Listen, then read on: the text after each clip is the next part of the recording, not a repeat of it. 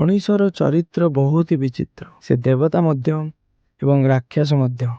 ସେ ଭଲ କାମ କରେ ଏବଂ ମନ୍ଦ କାମ ମଧ୍ୟ କରେ। ସେ ସତ କହେ, ମିଛ ମଧ୍ୟ କହେ।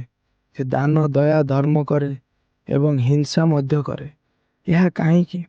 କାହିଁକି ତାର ପ୍ରକୃତି ଏତେ ବିଚିତ୍ର? କାହିଁକି ତାର ମନ ଦିନରୁ ରାତି ହେଲା ଭଳି ଭଲରୁ ମନ୍ଦ ଏବଂ ମନ୍ଦରୁ ଭଲ ହୁଏ? ଆମ ସମାଜରେ ଠକ, ଚୋର, ଢୋଙ୍ଗୀ, ଭ୍ରଷ୍ଟ, ମଦୁଆ, ଅହଂକାରୀ, ଅନ୍ଧବିଶ୍ୱାସ, ମୂର୍ଖ, କପଟୀ, ବଳତ୍କାରୀ, ଶୋଷଣକାରୀ, ଅଭଦ୍ର, କଠୋର, ବର୍ବାଦ, ଅବାନ୍ତର ଏବଂ ଅନିଷ୍ଟ ଲୋକ ଅଛନ୍ତି।